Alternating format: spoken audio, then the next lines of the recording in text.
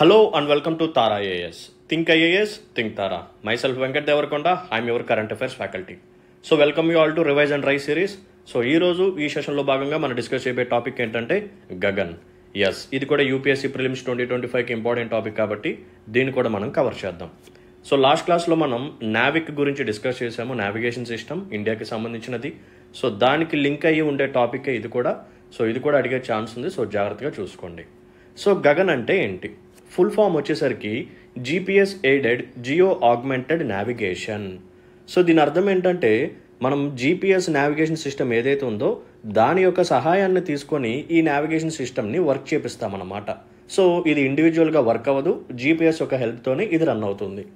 ఓకేనా? సో ఇది నావిక్ మీద వర్క్ అవ్వదు, జీపీఎస్ మీద వర్క్ అవుతుంది. Point number 1. మరి దీన్ని ఎవరు డెవలప్ చేశారు అంటే దీన్ని ఇద్దరు కలిసి జాయింట్గా డెవలప్ చేశారు. సో ఎవరు డెవలప్ చేశారు అంటే ISRO as well as airport Authority of India, వీళ్ళిద్దరు కలిసి దీన్ని డెవలప్ చేయడం జరిగింది. అండ్ ఈ గగన్ ఏదైతే ఉందో ఇది ఒక స్పేస్ బేస్డ్ ఆగ్మెంటేషన్ సిస్టమ్ అని చెప్పి పిలుస్తాం. In short we call it as SBAS. So space based augmentation system అంటే ఏంటి? వెయిట్ చేయండి, నేను నెక్స్ట్ స్లైడ్లో చెప్తాను ఎలా వర్క్ అవుతుంది. అసలు స్పేస్ బేస్డ్ ఆగ్మెంటేషన్ సిస్టమ్ అంటే ఏంటో చెప్తాను. వెయిట్ చేయండి, చాలా ఇంట్రెస్టింగ్ టాపిక్ అనమాట. సో యాక్చువల్గా వరల్డ్ వైడ్గా ఇటువంటి ఆగ్మెంటేషన్ సిస్టమ్స్ ఆర్ ఇటువంటి స్పేస్ బేస్డ్ ఆగ్మెంటేషన్ సిస్టమ్స్ 4 ఉన్నాయి. సో ఆ 4 ఇండియాది ఒకటి అనమాట, అదే గగన్. యునైటెడ్ స్టేట్స్ వాళ్ళది వ్యాస్, యూరోప్ వాళ్ళది ఇగ్నోస్, జపాన్ వాళ్ళది ఎంఎస్ఏఎస్. ఇలా కేవలం వరల్డ్ వైడ్గా 4 స్పేస్ బేస్డ్ ఆగ్మెంటేషన్ సిస్టమ్స్ మాత్రమే ఉన్నాయి. దాంట్లో ఇండియాది ఒకటి అనమాట. సో ఇది కూడా ప్రిలిమ్స్లో అడిగే ఛాన్స్ ఉంది, ఒకసారి చూసుకోండి. సో ఇప్పుడు ఈ సిస్టమ్ ఎలా వర్క్ అవుతుందో చెప్తాను చూడండి. దీంట్లో యాక్చువల్గా మనకి కొన్ని కాంపోనెంట్స్ ఉంటాయి. ఫస్ట్ కాంపోనెంట్ వచ్చేసరికి ground or control segment, second component వచ్చేసరికి master control centre, third component వచ్చేసరికి ల్యాండ్ అప్లింక్ స్టేషన్. సో ఇవన్నీ ఎలా వర్క్ అవుతాయో ఇప్పుడు నేను కొంచెం డయాగ్రామ్తో చూపిస్తాను, జాగ్రత్తగా చూడండి. మనకి యాక్చువల్గా జీపీఎస్ సిస్టమ్ ఉంది కదా, యునైటెడ్ స్టేట్స్కి సంబంధించిన నావిగేషన్ సిస్టమ్. సో ఈ జీపీఎస్ సిస్టమ్ మనకి సర్వీసెస్ని ప్రొవైడ్ చేస్తుంది. ఏ సర్వీసెస్ని ప్రొవైడ్ చేస్తుంది? నావిగేషన్ సర్వీసెస్ని ప్రొవైడ్ చేస్తుంది. ఓకే, అప్పుడప్పుడు ఏం జరుగుతుంది అంటే అయనోస్పియర్లో కొన్ని డిస్టర్బెన్సెస్ ద్వారా ఈ నావిగేషన్ సర్వీసెస్ ఏవైతే ఉన్నాయో వీటి యొక్క యాక్యురసీ అనేది తగ్గుతుందన్నమాట. అండ్ ఈ జీపీఎస్కి సంబంధించిన శాటిలైట్స్ ఏవైతే ఉన్నాయో వాటి యొక్క ఆర్బిట్ మూవ్మెంట్ని బేస్ చేసుకుని కూడా యాక్యురసీ అనేది తగ్గుతుంది. ఇప్పుడు నార్మల్గా మనం కార్స్లో కానీ బైక్స్లో కానీ వెళ్ళేటప్పుడు కొంచెం అటు ఇటు అయినా సరే మనం అడ్జస్ట్ చేసుకుంటాం.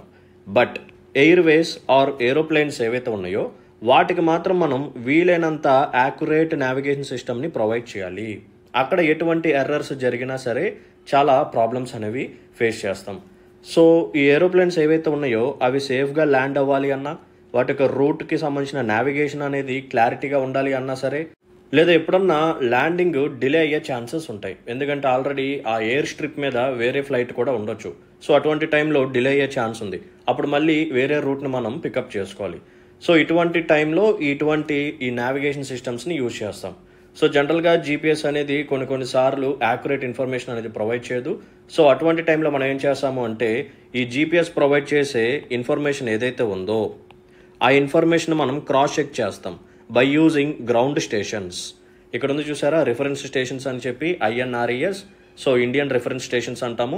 ఈ రిఫరెన్స్ స్టేషన్స్ ఏం చేస్తాయంటే జీపీఎస్ దగ్గర నుంచి వస్తున్న సిగ్నల్ని మానిటర్ చేస్తూ ఉంటాయి కంటిన్యూస్గా. సో ఆ సిగ్నల్ అనేది యాక్యురేట్గా ఉందా లేదా అని చెప్పి కంటిన్యూస్గా ఎర్రర్స్ని క్యాలిక్యులేట్ చేస్తూ ఉంటుంది. సో ఎర్రర్స్ ఉన్నాయి అనుకోండి, ఆ ఎర్రర్స్ని ఏం చేస్తుంది అంటే కరెక్ట్ చేస్తుంది. ఆ ఎర్రర్స్ని కరెక్ట్ చేసి మళ్ళీ మన యొక్క శాటిలైట్స్ ఉన్నాయి కదా, GSAT-8, GSAT-10, GSAT-15 వాటికి పంపిస్తుంది అనమాట. సో వాటికి పంపించిన తర్వాత అక్కడి నుంచి కరెక్ట్ చేయబడ్డ యాక్యురేట్ ఇన్ఫర్మేషన్ అనేది ఫ్లైట్స్కి వెళ్తుంది. ఓకేనా? సో ఇది జీపీఎస్కి సంబంధించిన శాటిలైట్ అనుకోండి. దీనికి సంబంధించిన ఇన్ఫర్మేషన్ అనేది ఇలా నావిగేషన్ రూపంలో మనకు వస్తుంటుంది. మనకి యాక్చువల్గా గ్రౌండ్ స్టేషన్స్ కొన్ని ఉంటాయి అన్నమాట. ఇలా గ్రౌండ్ రిఫరెన్స్ స్టేషన్స్ ఉంటాయి. ఈ రిఫరెన్స్ స్టేషన్స్ ఏం చేస్తాయంటే ఆ ఇన్ఫర్మేషన్ని ఎప్పటికప్పుడు మానిటరింగ్ చేస్తూ ఉంటాయి. మానిటరింగ్ చేసిన తర్వాత ఎప్పుడైనా సరే ఏదైనా ఎర్రర్ ఉంటే దాన్ని రెక్టిఫై చేసి మళ్ళీ ఆ ఇన్ఫర్మేషన్ స్పేస్లోకి పంపిస్తుంది. స్పేస్లో మన యొక్క శాటిలైట్స్ ఉంటాయి, GSAT-8, GSAT-10, GSAT-15. సో అవి ఏం చేస్తాయంటే కరెక్ట్ చేసిన ఇన్ఫర్మేషన్ని ఇలా ట్రావెల్ అవుతున్న ఫ్లైట్ ఏదైతే ఉందో ఆ ఫ్లైట్కి పంపిస్తుంది అనమాట. ఇప్పుడు ఆ ఫ్లైట్ ఏం చేస్తుంది? యాక్యురేట్ ఇన్ఫర్మేషన్ యూజ్ చేసుకుని సేఫ్గా ల్యాండ్ అనేది అవుతుంది. సో ముఖ్యంగా ఈ గగన్ అనే దాన్ని ఎయిర్వేస్లో యూజ్ చేస్తూ ఉంటాము. అందుకని ఎయిర్పోర్ట్ అథారిటీ ఆఫ్ ఇండియా వాళ్ళు దీంట్లో ఇన్వాల్వ్ అయ్యి డెవలప్ చేశారు కొలాబరేషన్ విత్ ఇస్రో. ఓకేనా. So ISRO plus Airport Authority of India వాళ్ళు జాయింట్గా వర్క్ చేసి దీన్ని డెవలప్ చేయడం అనేది జరిగింది. సో ఇలా వర్క్ అవుతుందన్నమాట. దీన్ని మనం స్పేస్ బేస్డ్ ఆగ్మెంటేషన్ సిస్టమ్ అంటాం, లేదా శాటిలైట్ బేస్డ్ ఆగ్మెంటేషన్ సిస్టమ్ అని చెప్పి పిలుస్తాం. ఓకేనా. సో రెండు నేమ్స్ ఒకటే, శాటిలైట్ బేస్డ్ ఆగ్మెంటేషన్ సిస్టమ్ అన్న స్పేస్ బేస్డ్ ఆగ్మెంటేషన్ సిస్టమ్ అన్న సరే ఇదే అనమాట. సో ఇలా వరల్డ్ వైడ్గా 4 ఉన్నాయి. ఆ 4 ఏంటో కూడా మనం చూడటం జరిగింది. మరి మనం డెవలప్ చేసిన ఈ గగన్ అనే సిస్టమ్ ఏదైతే ఉందో నావిగేషన్ సిస్టమ్, దీని యొక్క కవరేజ్ ఎంతవరకు ఉంటుంది అంటే చాలా వాస్ట్ కవరేజ్ ఉంటుంది. మనం లాస్ట్ క్లాస్లో నావిక్ యొక్క కవరేజ్ మాట్లాడుకున్నాం. నావిక్ యొక్క కవరేజ్ అనేది ఎంటైర్ ఇండియా ప్లస్ బోర్డర్స్ నుంచి ఒక 1500 కిలోమీటర్స్ వరకు మాత్రమే ఉంటుందని చెప్పుకున్నాం కదా. బట్ ఈ గగన్ అనేది ఏదైతే ఉందో ఇది జీపీఎస్ని యూజ్ చేసుకుని రన్ అవుతుంది కాబట్టి దీని యొక్క కవరేజ్ అనేది చాలా వాస్ట్గా ఉంటుంది. సో ఆఫ్రికా నుంచి ఆస్ట్రేలియా వరకు ఉంటుందన్నమాట. ఇది మీకు పిక్టోరియల్గా చూపించడానికి ఇక్కడ ఒక పిక్చర్ని ప్లేస్ చేశాను. సో క్లారిటీ అయితే లేదు, క్లారిటీ ఇమేజ్ నాకు ఎక్కడ దొరకలేదు, బట్ ఇది ప్లేస్ చేశాను, అడ్జస్ట్ చేసుకోండి. సో ఇక్కడ ఒక ఇమేజ్ ఉంది చూడండి, ఇదే కవరేజ్ గురించి మాట్లాడుతుంది. సో ఇక్కడ మనకి ఆఫ్రికా ఉంది, ఇక్కడ ఆస్ట్రేలియా ఉంది, అండ్ నార్త్లో కూడా మనకి రష్యా కానీ కొన్ని యూరోపియన్ కంట్రీస్ కూడా కవర్ అయ్యాయి. ఓకేనా. సో ఇంత వాస్ట్ కవరేజ్ అనేది ప్రొవైడ్ చేస్తుంది మన యొక్క గగన్ అనే సిస్టమ్. ఓకేనా. ఇక్కడ వరకు క్లియర్ కదా. రైట్. ఫర్దర్గా సెషన్లో కలిపే ముందు ఒక స్మాల్ అనౌన్స్మెంట్. మన ఇన్స్టిట్యూట్లో కరెంట్ అఫైర్స్ ఎడ్జ్ కోర్స్ని లాంచ్ చేశాము, especially for UPSC prelims 2025.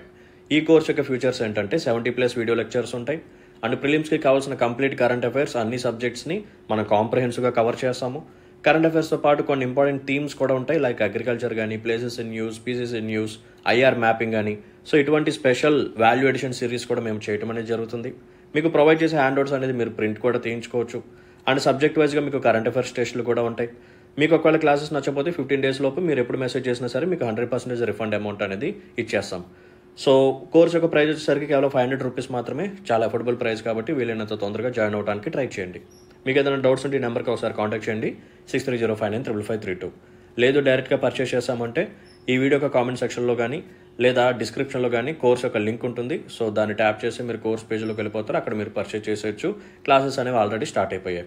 So polity phase 1 finish అయిపోయింది, ఎకానమీ ఫేజ్ 1 ఫినిష్ అయిపోయింది, అండ్ ఎన్విరాన్మెంట్ క్లాసెస్ అనేవి జరుగుతున్నాయి, అండ్ ఐఆర్ మ్యాపింగ్ క్లాసెస్ అనేవి జరుగుతున్నాయి, అండ్ ఎస్ఎన్టీ క్లాసెస్ అనేవి ఈ రోజు నుంచి స్టార్ట్ అవుతున్నాయి. సో ఎస్ఎన్టీ కూడా నేనే తీసుకుంటున్నాను. అండ్ ఎకానమీలో ఈరోజు మీకు బడ్జెట్ సెషన్ కూడా అప్లోడ్ అవుతుంది. ఓకేనా. సో చాలా వాల్యూ ఎడిషన్ సిరీస్ ఇది, వీలైనంత తొందరగా జాయిన్ అయ్యే ప్రయత్నం అయితే చేయండి. మరి దీని యొక్క సర్వీసెస్ గురించి కూడా మాట్లాడుకుందాం. సో దీన్ని మనం ఏ పర్పసెస్కి యూజ్ చేసుకోవచ్చు, దీని యొక్క సర్వీసెస్ ఎంతవరకు ఉంటాయి. First one civil aviation, nothing but Airways అనమాట. సో ఏరోప్లేన్స్ అనేవి సేఫ్గా ల్యాండ్ అవడం కోసం, ఎయిర్ క్రాషెస్ని అవాయిడ్ చేయడం కోసం, సో అవి ల్యాండ్ అవే స్ట్రిప్స్ ఏవైతే ఉన్నాయో, సో అక్కడ ట్రాఫిక్ ఎలా ఉంది, అప్పుడప్పుడు ఆల్రెడీ ఆ రన్వే మీద ఇంకొక ఫ్లైట్ ఉండి క్రాష్ అయిపోయే ఛాన్సెస్ ఉంటాయి. సో అటువంటి ట్రాఫిక్స్ని కానీ క్రాషెస్ని కానీ అవాయిడ్ చేయడానికి దీన్ని మనం యూజ్ చేస్తాం. అండ్ రూట్స్లో నావిగేషన్ కూడా స్మూత్గా ఉండటానికి దీన్ని యూజ్ చేస్తాం. ఆ తర్వాత రోడ్ ట్రాఫిక్ కూడా యూజ్ చేయొచ్చు. ఓకేనా. ఇప్పుడు మనకి జీపీఎస్ ఎలా అయితే యూజ్ చేస్తామో సేమ్ దాన్ని ఇంకొంచెం మరింత మనం ఎర్రర్స్ని రెక్టిఫై చేసి రోడ్ ట్రాఫిక్ పర్పస్లో కూడా దీన్ని యూజ్ చేయొచ్చు. అండ్ మన దగ్గర న్యాచురల్ రిసోర్సెస్ ఎలా ఉన్నాయి, ఎక్కడెక్కడ ఉన్నాయి, ఫారెస్ట్ ల్యాండ్, ఫారెస్ట్ ఏరియా ఎంతవరకు ఉంది, అండ్ నార్మల్గా యూజ్ చేస్తున్న ల్యాండ్ ఎంత ఉంది. సో వీటి పర్పసెస్కి కూడా మనం యూజ్ చేస్తాం. బేసికల్గా మ్యాపింగ్ పర్పసెస్కి కూడా ఇది యూజ్ అవుతుంది, ఎందుకంటే మనం జీసాట్ శాటిలైట్సే యూజ్ చేస్తున్నాం కాబట్టి. అండ్ రైల్వేస్కి కూడా సిగ్నలింగ్ పర్పస్కి దీన్ని యూజ్ చేయొచ్చు. సేమ్ రైల్వేస్ మనకి ట్రాక్స్ ఉంటాయి, సో వాటి యొక్క ట్రాకింగ్ పర్పస్కి అవ్వచ్చు, లేకపోతే ఈ మధ్య రీసెంట్గా ఎక్కువగా మనకి రైల్వే క్రాషెస్ అనేవి జరుగుతున్నాయి. సో దానికోసం కవచ్ అనే టాపిక్ కూడా న్యూస్లో ఉంది, అది కూడా నేను తర్వాత కవర్ చేస్తాను. అండ్ టూరిజం పర్పస్కి కూడా యూజ్ అవుతుంది, నథింగ్ బట్ మ్యాప్స్ అనమాట. టూరిస్ట్ డెస్టినేషన్స్ ఉంటాయి, సో వాటి యొక్క లొకేషన్స్ అనేవి యాక్యురేట్గా ప్రొవైడ్ చేయడానికి ఇది యూజ్ అవుతుంది.